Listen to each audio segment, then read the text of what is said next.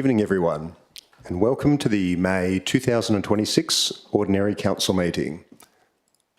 We acknowledge and pay our respects to the traditional custodians of this land, the Whadjuk people of the Noongar Nation, and their elders past and present. I would like to advise everyone that the audio and video of this meeting is being live streamed to YouTube. I request everyone to please turn off your mobile phones. I remind you that audio recording of the meeting proceedings and photography within the chamber is prohibited unless prior approval has been granted, and councillors and city officers are reminded to disclose any declarations of financial interests and interests affecting impartiality, and are requested to activate their microphones when addressing the meeting. So, with that, welcome. Item 1 is the declaration of opening, and I declare this meeting open at 1 minute past 6 p.m. Item 2 is a disclaimer. Members of the public are cautioned against taking any action as a result of a council decision until such time as they've seen a copy of the minutes or been advised in writing by the council's administration with regard to any particular decision. Item 3 is announcements from the presiding member, that's me. In accordance with Council Resolution 0226/032, a table of my formal engagements, meetings and events since the last council meeting is available in the ordinary council meeting agenda. Item 4 is attendances. Item 4.1 is apologies. I don't have any apologies for tonight. Item 4.2 is approved leaves of absence. And Councillor Bronwyn Waugh has an approved leave of absence for the period of 25 May 2026 to 29 May 2026 inclusive. Item 5 is declarations of interest. Mayor Greg Milner, that's me. I've declared an impartiality interest in item 10.3.2 because I know a number of the residents at Collier Park Village. Councillor Kathy Lees has declared an impartiality interest in item 10.4.4 as I am a co-founder of the South Perth Tree Canopy Advocates and a co-founder and committee member of the WA Tree Canopy Advocates, and one of the policies under review deals specifically with urban greening and tree canopy. As a consequence, there may be a perception that my impartiality on the matter may be affected. I declare that I will consider this matter on its merits and vote accordingly. Councillors, does anyone else have a declaration of interest that they would like to make this evening? And that's a no, okay.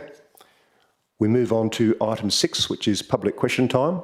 Item 6.1 is responses to previous public questions taken on notice. That's nil for this evening. Item 6.2 is public question time itself.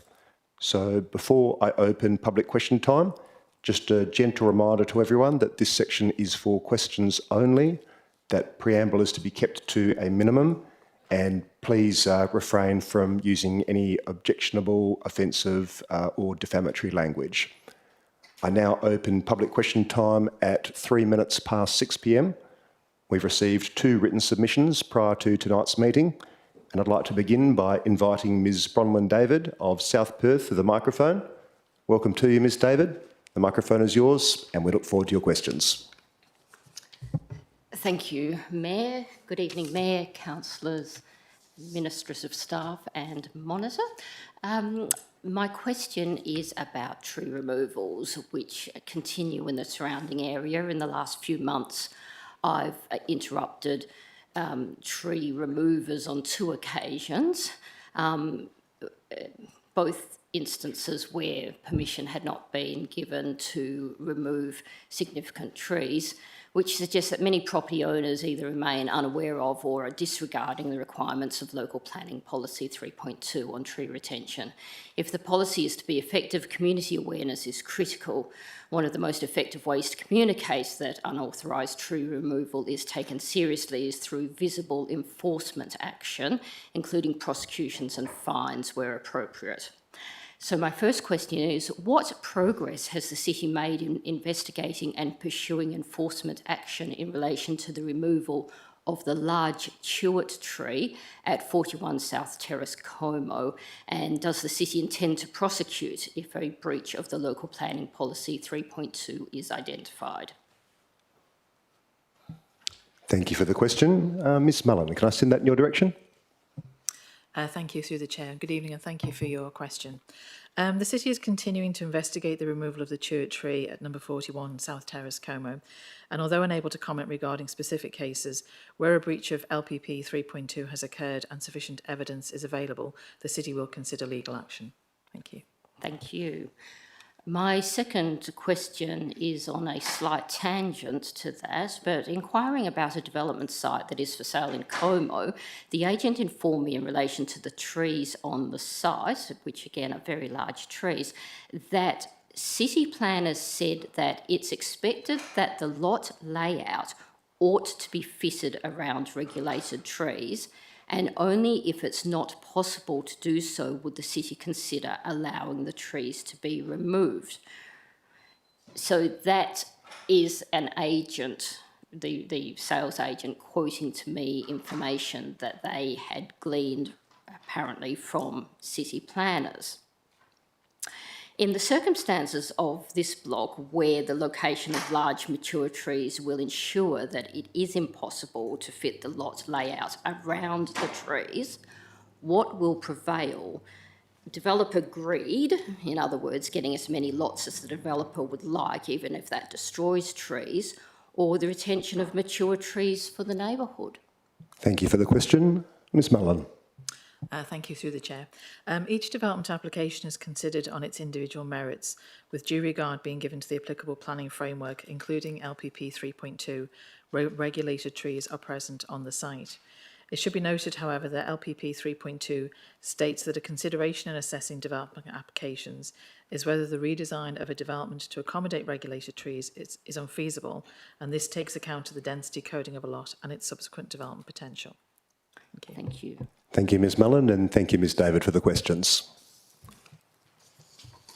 I'd now like to invite Ms Gemma Pepper of Como to the microphone. Welcome to you, Ms Pepper. The microphone is yours, and we look forward to your questions.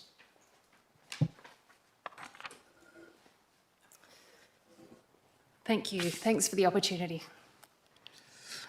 I note from the background to item 10.4.4 that the approval of the sustainability and energy conservation policies were postponed in December, in part to consider the implications of the 2023 updates to the Local Government Act.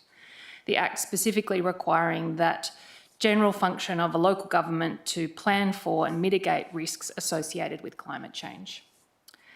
Can the city outline how the proposed changes to the sustainability policy support the city to effectively respond to the updated climate change requirements of the Act when the term climate change is not mentioned within the proposed policy? Thank you for the question. Ms Lowe. Thank you. For the chair. While the term climate change is not explicitly referenced in the proposed sustainability policy, the policy aligns with the intent of the Local Government Act. The Act requires the city to promote environmental sustainability, consider long-term impacts, and plan for risk associated with climate change.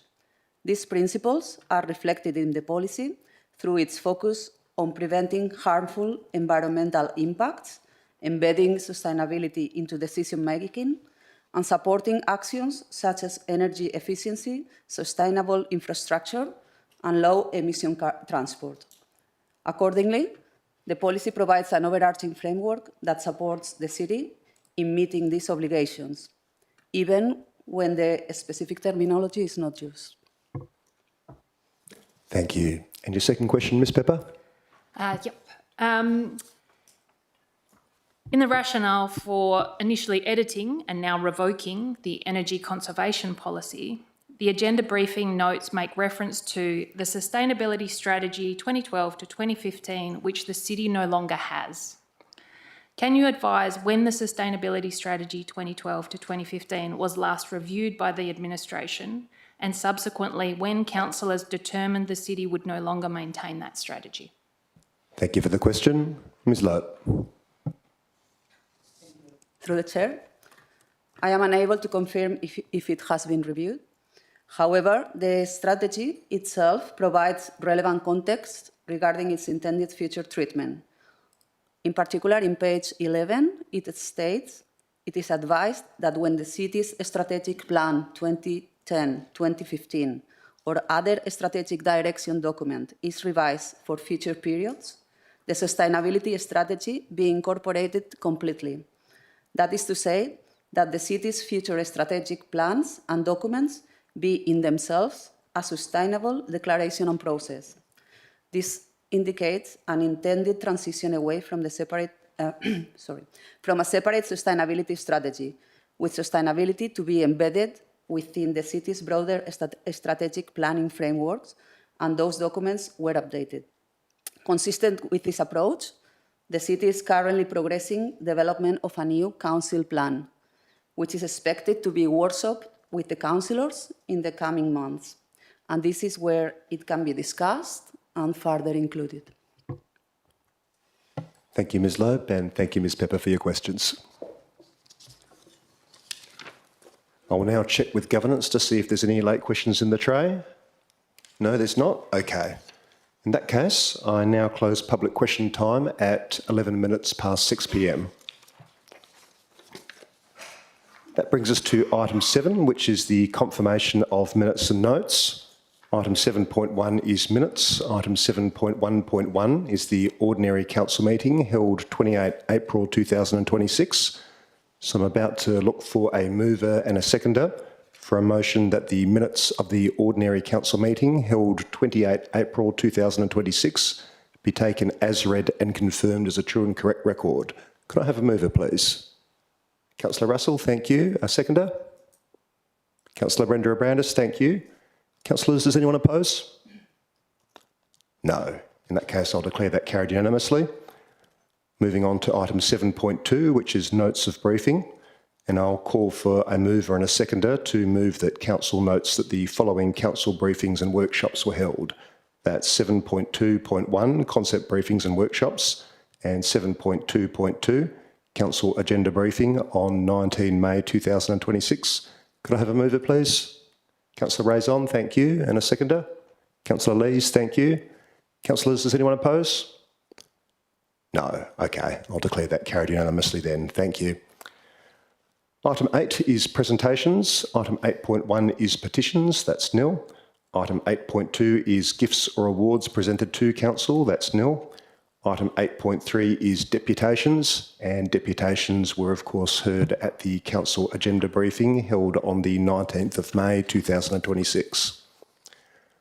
Item 9 is method of dealing with agenda business, and I'll now seek confirmation from the Acting Chief Executive Officer, Ms Anita Amprimo, that all the report items contained in tonight's agenda were discussed at the May council agenda briefing, with the exception of the following items, which are item 10.4.2, monthly financial statements, April 2026, because there's 2 updated attachments with minor changes. Item 10.4.4, policy review. The revised policy P692, sustainability, has been updated to retain the policy scope. And item 12.1, notice of motion, review of parking management systems and technologies, which is a new item. Ms Amprimo? I confirm that's correct. Thank you. Okay, so with the exception of those items to be withdrawn for discussion, reports will be adopted by exception resolution. And by this, I mean the officer recommendation will be adopted as is, without discussion or amendment. The following items have been withdrawn. They are item 10.3.2, proposed scheme amendment number 4 to local planning scheme number 7, additional land uses, lot 3296, number 2 Bruce Street, Como, also known as Collier Park Village. The reason for that is Councillor Lees has an alternative motion. Also item 10.4.3, entitled Certificate of Compliance for Adopted Standards for CEO Recruitment. The reason for that is an absolute majority is required for paragraph 1. And also item 10.4.4, policy review. The reason for that is Councillor Kathy Lees has an amendment. Councillors, does anyone wish to withdraw any other items for discussion this evening? No. Okay. In that case, I will shortly call for a mover and a seconder to carry the following items by exception resolution. Those are item 10.1.1, Draft Public Health Plan 2026 to 2031, advertising. Item 10.3.1, Proposed Scheme Amendment number 2 to Local Planning Scheme number 7, rezoning to residential R17.5, Lot 1, number 3, 3rd Avenue, Kensington, final adoption. Item 10.3.3, Local Planning Strategy Status Report. Item 10.3.4, RFT 15 of 2025, Provision of Turf Renovation Services, Panel Arrangement. Item 10.4.1, Listing of Payments, April 2026. Item 10.4.2, Monthly Financial Statements, April 2026. Could I have a mover, please? Councillor Brenda Abrandis and to move, and Councillor Prendeville to second. Councillors, does anyone oppose? No. Okay. In that case, those items have just been passed by exception resolution in accordance with clause 5.5 of the City of South Perth Standing Orders Local Law 2007, and the officers' recommendations have been accepted by Council. We'll now be moving on to the reports to be identified to be withdrawn for discussion this evening, the first of which is item 10.3.2, Proposed Scheme Amendment number 4 to Local Planning Scheme number 7, Additional Land Uses, Lot 3296, number 2 Bruce Street, Como, Collier Park Village. As foreshadowed, Councillor Lees has an alternative motion on this item. Councillor Lees, would you like to move or lead with your alternative motion? Yes, thank you, Mr Mayor. All right. Perhaps if you can read out, we've got it in hard copy here, but perhaps if you can read out what the changes are that your alternative motion makes to the original officer recommendation. And once you've done that, I'll see about a seconder. Okay, so under item 1, that council resolves pursuant to section 75 of the Planning Development Act 2025 to, and these words are amended, initiate an amendment to Local Planning Scheme number 7 by 1, in clause 19, additional uses, add an additional road to table 5 as follows. And under that table, I've proposed that office use be amended to an I use rather than A use in the third column under conditions. Thank you. Councillors, would anyone like to second Councillor Lees's alternative motion? All right. Councillor Lees, the floor is yours. Thank you, Mr Mayor. So the first change to the wording in part 1 from amend to initiate amendment is intended to clarify for the community that this resolution simply begins the scheme amendment process and does not signal council's support for the amendment. So it's a commonly used amendment term, and the change is simply to improve clarity, and it will not amend or affect the progress of the amendment. The second change to the wording in part 1 will limit the proposed office use to an incidental or I use only prior to community consultation. So the city's vision statement for Collier Park Village, adopted by the council in 2023, establishes that the village is intended to function as a residential community first, with a focus on independent living and improved accessibility for seniors. The officer report also notes that the purpose of conditional freehold is to provide services and support to village residents as opposed to the general public. The report further recognises that non-residential uses operating independently and available to the general public may be may be inconsistent with both the local planning strategy and the objectives of the residential zone. Under the applicant's integrated care community model, certain health and wellbeing related uses such as medical centre, hospital or private recreational facilities may be justified because they have a plausible connection to resident care. Their suitability can be properly assessed once community feedback has been received. However, that rationale for me does not extend to an office use. An office has no inherent value or relationship to resident wellbeing, and it provides no meaningful benefit to village residents or the surrounding community. Allowing it as an independent A use would conflict with the residential zone, which only supports non-residential uses where they remain compatible with and complementary to residential development. For this reason, I believe office use should proceed only as an incidental I use, limited to administrative or operational support directly related to the predominant residential and care uses. An I use is permitted only where it is naturally attached to or directly related to the primary use of the land. In contrast, an A use could enable a standalone office activity after advertising, which would be inconsistent with the intent of the zone. It is appropriate for medical centre, hospital and private recreation uses to proceed to consultation as A uses, although I have some concerns about how these uses might work. But this would allow the community to provide their feedback so that we can make a decision at that time.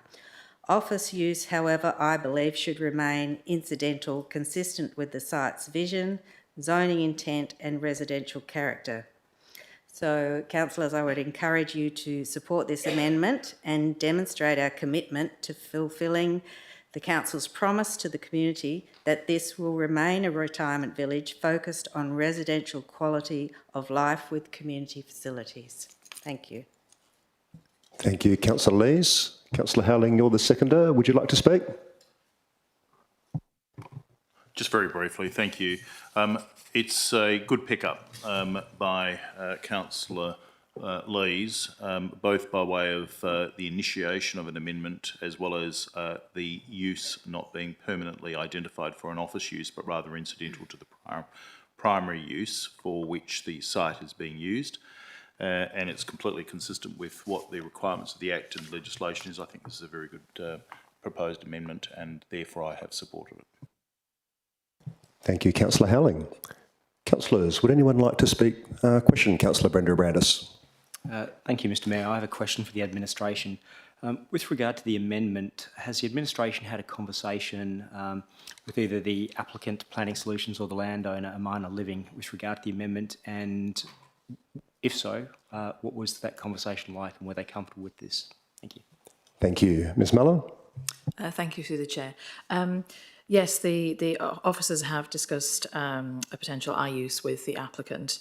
They're obviously seeking an A use for an office use, which allows them the greater flexibility in terms of what their plans are.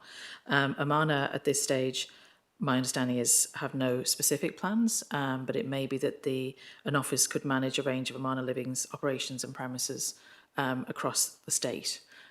So in applying for an A use, they are seeking an A use. Thank you. Thank you, Ms Mullen. Councillors, is there anyone who would like to speak against the alternative motion? No? Is there anyone else who would like to speak in favour of the alternative motion? No? There's been no debate, so there's no need for Councillor Lees to wind up. I'll simply put the alternative motion to the vote. Councillors, please cast your votes. And that was unanimous. Oh, no, I'm waiting on one more vote. No, I'm not. My bad. It is 8. Yes, that is unanimous. So thank you, councillors. The alternative motion has carried unanimously. We now move on to the next item to be withdrawn for discussion this evening. That is item 10.4.3, entitled Certification of Compliance for Adopted Standards for CEO Recruitment. We do have an officer recommendation before us. The officer recommendation does require an absolute majority for paragraph 1. I've not received any alternative motions or amendments. Would someone like to move the officer recommendation? I guess I will, to keep the ball rolling. Would someone like to second it? Councillor Brenda Abrandis, thank you. Councillors, before I speak, does anyone oppose this item? No. In that case, I'll use my powers under the standing orders to simply declare it carried unanimously. Thank you. We now move on to the item 10.4.4, entitled Policy Review. And Councillor Lees, I understand you have an amendment there. Would you like to lead with your amendment? Thank you, Mr Mayor. I actually, further to submitting my alternative recommendation, I've considered part 2 of the recommendation further, and I would request that this be considered separately to 1 and 3 under my recommendation. So just to make sure that I understand correctly, are you proposing that that items 1 and 3 get voted on separately to item 2? Is that correct? That's correct. All right. I have had the opportunity to check that with governance. I don't see any reason why that wouldn't work, because I don't think either 1 or 3 is dependent or related to item 2. I suppose I'll just check that with governance. Is my understanding there correct? That's correct, Mr Mayor. Thank you, I appreciate it. I have no objection with that. What I might do is we might have you move the amendment. If someone would like to second that, then we'll have the debate as usual. But when it gets to the vote, I'll firstly call a vote on paragraphs 1 and 3 together, and then I'll call a separate vote on paragraph 2 of this item. Does everyone follow that? Councillor D'Souza? Just a question, Mr Mayor. So when you refer to items 1, 2 and 3, are you talking about the actual motion or 3A and 3B of the amendment? Good clarification. So what I'm proposing to do is when we get to the vote, have the first vote on paragraph 1, which includes paragraph A, B and C, and then paragraph 3, which includes paragraphs 3A and 3B. That will be the subject of the first vote, sort of as a mini job lot there. And then paragraph 2, which includes paragraphs 2A and 2B, that will be a second separate vote. Everyone all clear with that? I'm going to assume from no one putting up their hand that that's a yes. So, Councillor Lees, if you'd like to move your amendment, I'm happy to do that, and then we'll see about a seconder. Thank you, Mr Mayor. I'm wondering about item 2, whether that a deferral would be appropriate for that. Is that something that I would do after? If we're going to do that, yeah, I think we can probably do that. Probably if we're going to defer paragraph 2, and I will check with governance after just thinking my way through this, we should probably do that before we get into the debate. Otherwise, that means that we've got to pause the discussion midstream and then pick it up again midstream whenever we defer it to, which can get confusing. So if there is a desire for someone who would like to defer paragraph 2, being revokes the following policies as shown in attachment B, A, P202 energy conservation, and B, P203 groundwater management, I believe we can exercise that by way of a deferral of that paragraph alone, and then consider the balance of item 10.4.4. But I will check with governance before I do that. Yep, if council wishes to do that. All right. That said, would you like to move a deferral to that effect, Councillor Lees? Yes, thank you, Mr Mayor. All right. So, councillors, Councillor Lee is moving a procedural motion for deferring paragraph 2, which reads as follows: revokes the following policies as shown in attachment B, subparagraph A, P202 energy conservation, B, P203 groundwater management, that paragraph but not paragraph 1, not paragraph 3, that be deferred to consideration to the next council meeting? Yes? Okay. Is that in a permissible form? Yes, I just wanted to check we had a date that it was being deferred to. Thank you. All right. Would someone like to second that deferral? Councillor Raison? Please. I'm just wondering, in terms of the timing of that deferral, at the moment, it would be helpful to have an indication of when we're likely to be back looking at the new council plan, if that's going to be completed within that time, because I think for me these things are sort of interrelated. That could be asking how long a piece of string is, but Ms Zampremo? Yeah, thank you for the question. At this point in time, we don't have a date for considering the council plan, but I would anticipate we're probably looking at a workshop maybe in August. With that in mind, would you like to change the time frame to August ordinary council meeting, Councillor Lees? Well, potentially could change it to December with the others, if that was acceptable to the administration. Is there any issues with that governance? No? Okay. So just to confirm, the procedural motion that you're moving, Councillor Lees, is to defer paragraph 2 of item 10.4.4 to the December ordinary council meeting, December 2026? Yes. Okay. I'll see about a seconder there. Councillor Raison. Now, folks, this is a procedural motion, so Councillor Lees will be able to give us her reasons for moving the deferral, but after that there will be no debate. We'll simply go straight to the vote. So, Councillor Lees, the floor is yours for your reasons. Thank you, Mr Mayor. So since I circulated my initial recommendation, I've reconsidered the proposed revocation of the energy conservation policy and the groundwater management policy, and I'm not convinced that either should be revoked at this time, and I would prefer further consideration and as we discussed through the council plan process before we proceed to that point. Both, to me, contain relevant provisions that are not suitably reflected in the draft sustainability policy.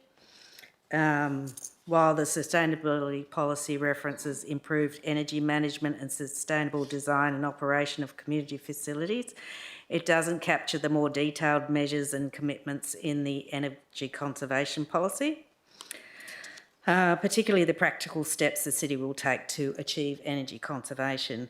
Similarly, although officer comments focus on development proposals, the groundwater management policy also addresses council's own groundwater use and management in parks and reserves. So I'm not comfortable with those aspects being revoked at this time. So I would like to see them retained at least for further consideration through the council plan process.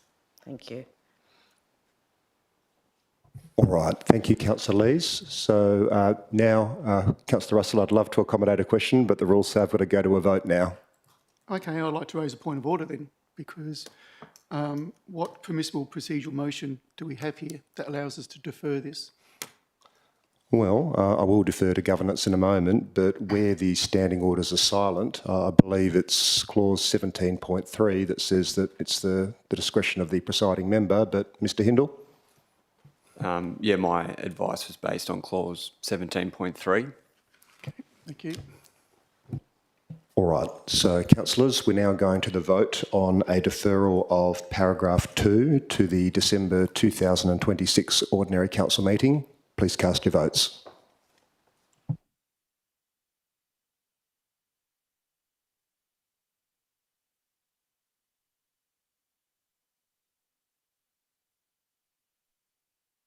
And that was unanimous. Thank you, councillors. Okay, we now return to the balance of item 10.4.4. Councillor Lees has an amendment that adds a new paragraph 3 to the, to what is now left, paragraph 1 of item 10.4.4.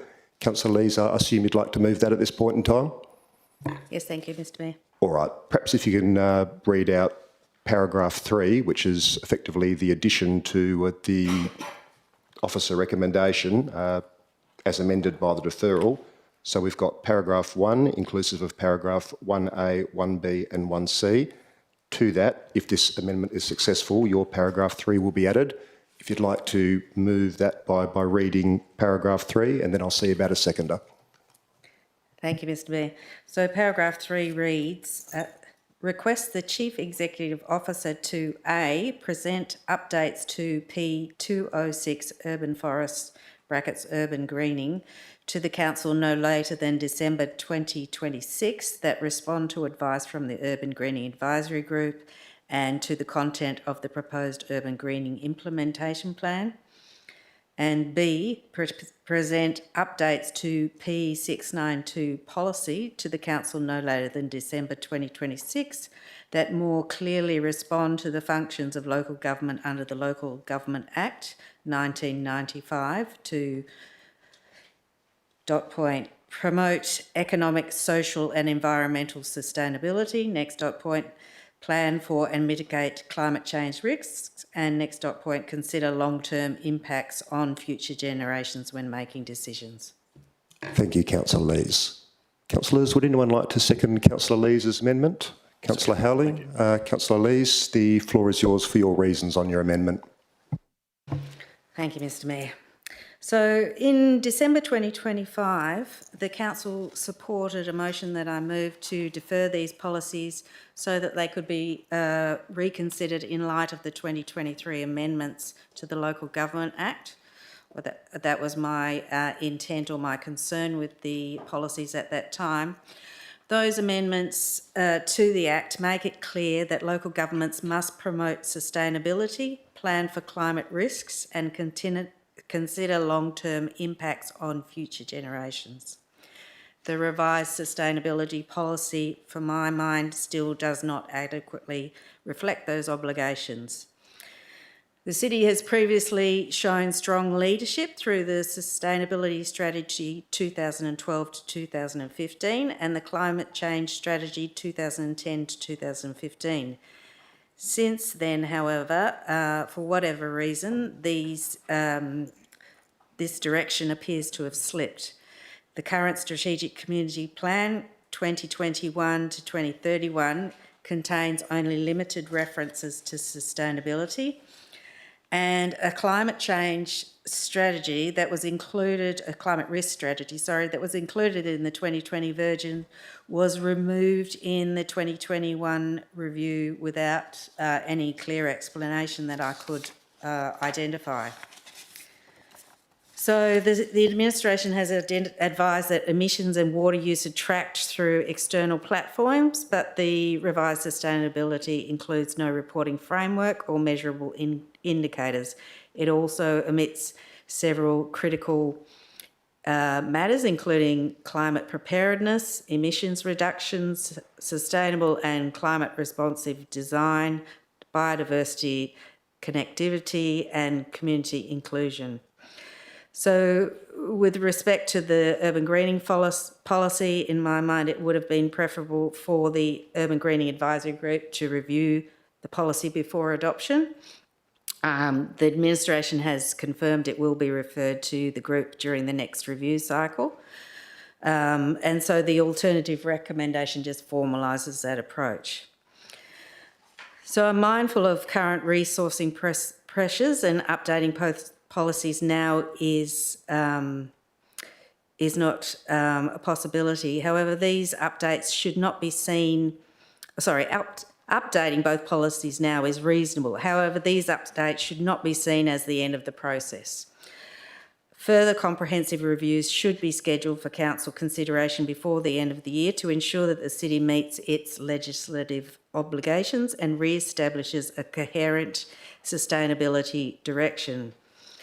I'd also like to foreshadow that I will be seeking to progress an overarching sustainability framework to sit beneath the Strategic Community Plan, or what is to be the Council Plan. This would embed sustainability across the organisation in a measurable and future-focused way consistent with the amended Act. Importantly, this work can be integrated into the City's broader program of preparing the Council Plan this year that has been discussed. For these reasons, I encourage you to support the amended recommendation. It will lock in a clear timeframe for further updates to these key policies, ensure the city is positioned to meet both community expectations and its legislative responsibilities. Thank you. Thank you, Councillor Lees. Councillor Howling, you're the seconder. Would you like to speak? Thank you, Mr Mayor. The proposals are entirely consistent with the requirements of section 3.1, which is entitled, of the Local Government Act, that is entitled General Function, and it states the general function of a local government is to provide for the good government of persons in its district. And what Councillor Lees has in effect done is picked up those provisions and included them within a motion. I have previously raised the additional need of the Local Government Act, which says the need to recognise the particular interests of Aboriginal people and to involve Aboriginal people in decision-making processes, and the need to consider collaboration with other local governments. All of those are very good principles that come straight out of the section 3.1. For that reason, implementing it through the process that is proposed, I say, is a fantastic initiative. It is something that we need to look to do because it's legislatively required. So for that reason, I am able to support this. On a previous occasion, I had asked an amendment to also be included to refer to the interests of Aboriginal people and including Aboriginal people in decision-making processes. I will leave that for a future time because I think that it's also a necessary part of the sustainability platform, and I welcome the input that we have had so often in these council chambers of Aboriginal people whose interests we recognise at the commencement, contributing to the sustainability of this local government in respect of the environmental initiative. So I welcome this. Again, well done for the pickup under the legislation. It's a good initiative and I fully support it. Thank you, Councillor Howling. Councillors, does anyone wish to speak against the amendment? No? Does anyone else wish to speak in favour? No? There being no debate, there's no need for Councillor Lees to wind up. I'll simply put the amendment to the vote. Councillors, please cast your votes. And that was unanimous. Thank you, councillors. That brings item 10 to a close. We now move on to item 11, which is applications for a leave of absence. Councillors, does anyone have a leave of absence application that they'd like to make? Councillor Lees. Thank you, Mr Mayor. The leave of absence that I was seeking was from the 20th of June to the 28th of June 2026 inclusive. Thank you. So that's the 20th of June? Yes. Did I hear that right? 20th of June through to the 28th? That's right.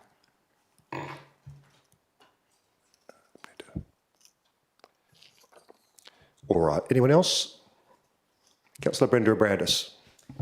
Yes, Mr Mayor, could I please apply for leave for the period 19th of June through to the 22nd of June inclusive? So that's the 19th of June to the 22nd of June inclusive? Yes, that's correct. All right. Anyone else? No. Okay.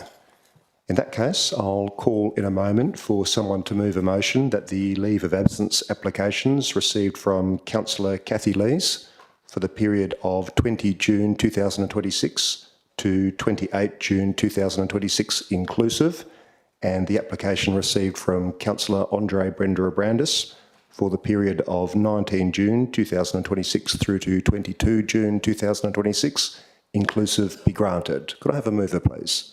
Councillor Prendeville, thank you. Councillor De Souza, second. Councillors, does anyone oppose? No. Okay. That's carried unanimously then. Thank you.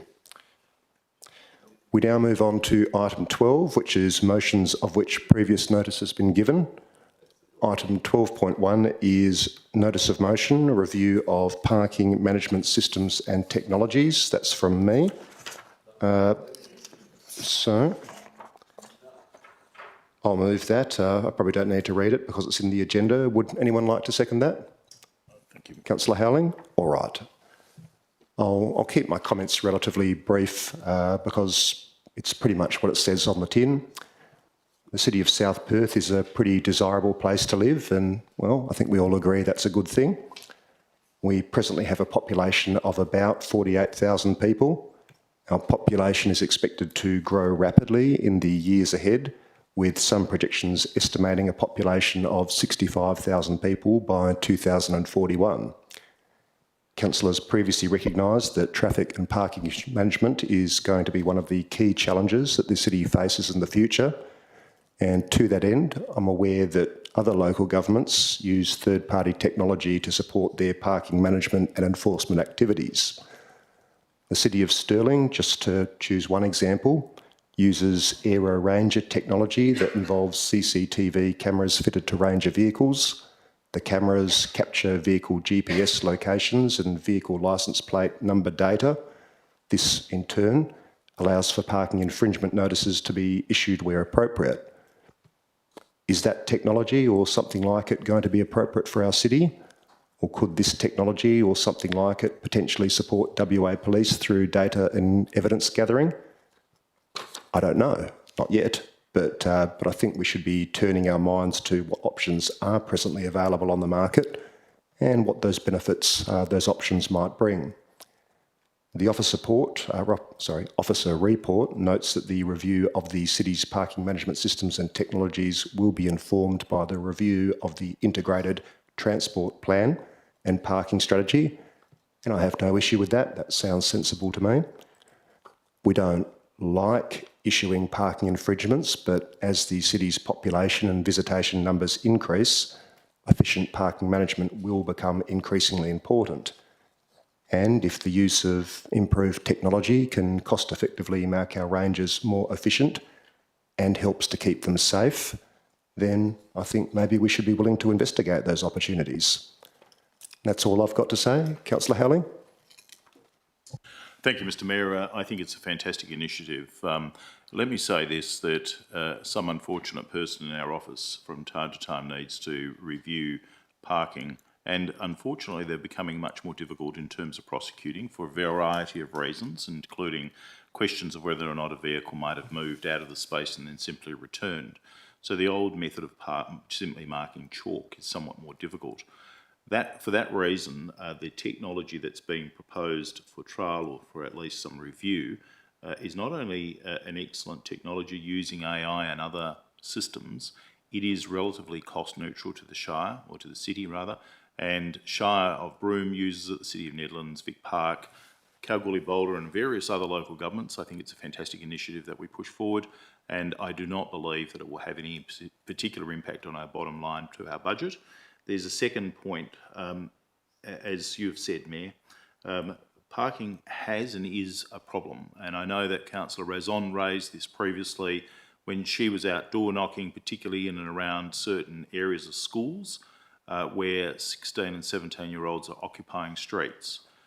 We need to find efficient ways to discourage poor parking behaviours and see if we can encourage good parking behaviours. It's two parts to the same coin, but this technology is certainly one weapon or one method that we can put in place to ensure a successful service in ensuring that people who are living in certain areas do have available to them the parking areas that they expect will be available. Thank you, Mr Mayor. Thank you, Councillor Howling. Councillors, does anyone wish to speak against the motion? No? Would anyone else like to speak in favour?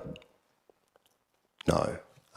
There being no debate, there's no need for me to wind up. I'll simply put the motion to the vote. Councillors, please cast your votes.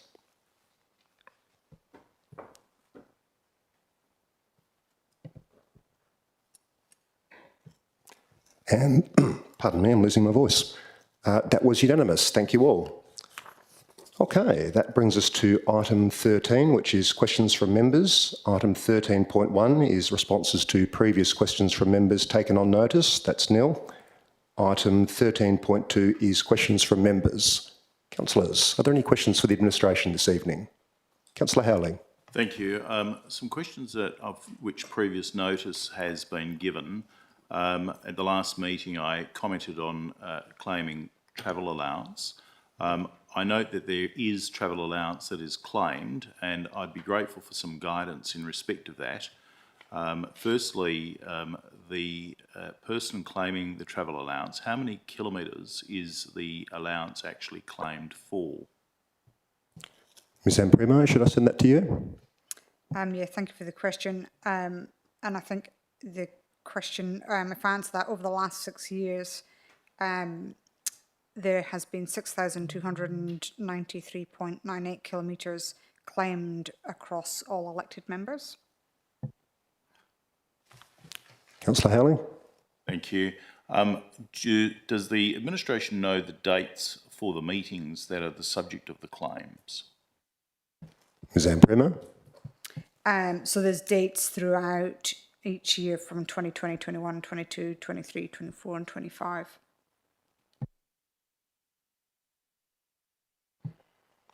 Councillor Howling? Additionally, is there any information about where the travel commences and where it ends? And is that set out in those sheets for the claim for travelling for mileage? Ms Amprimo? Yes, so the claims are made from the elected member's home or place of work to the meeting.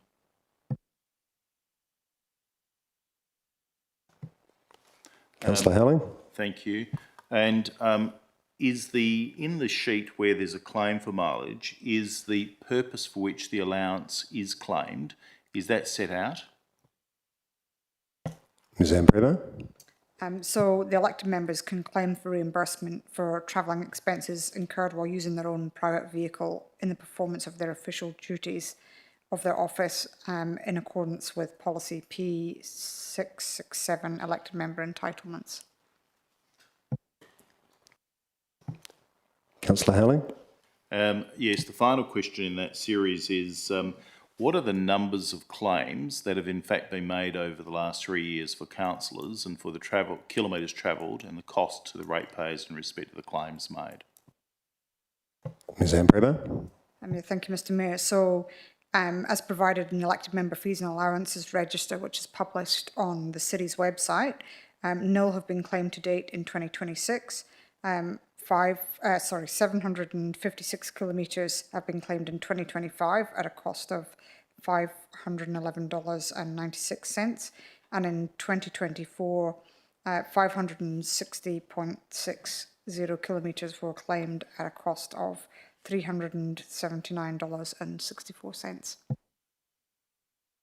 Thank you, Ms Amprimo. Any further questions, Councillor Howling? All right. Councillor Russell, I thought I saw your hand go up. Yes, thank you, Mr Mayor. First question, and please, I'll take this on notice. Could the city advise how many short-term rental accommodations properties exist within the district and the distribution between unhosted and hosted? Ms Mullen, should I send that in your direction? Yes, thank you through the chair. We will take that on notice. Thank you. Thank you. And the second question is it possible to include STRA properties as part of a differential rate under the Act? Ooh, who should I send that one to?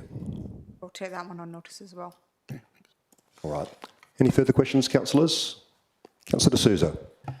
Thank you, Mr Mayor. I've been in touch with the Manning Rippers Footy Club with regards to a potential project for them to sort of build new coaches, basically a coach's box and locations where they can do that. Has the city been in touch with them on this project, or is that something that can be done? Who should I send that to, folks? Ms Mullen? Thank you through the chair. We'll take that question on notice. Thank you. Any further questions? Councillor Russell, I see your lights on there. Oh, pardon me. Any further questions, councillors? No. Okay. That brings us to item 14, which is new business of an urgent nature, introduced by decision of the meeting. That is nil for this evening. Item 15 is meeting closed to the public. That is if there was any reason for us to do so, but there's not, so we won't. And that brings us to item 16, which is closure. So before I close tonight's meeting, I'd like to thank everyone for their attendance and participation. Thank you all, and good night.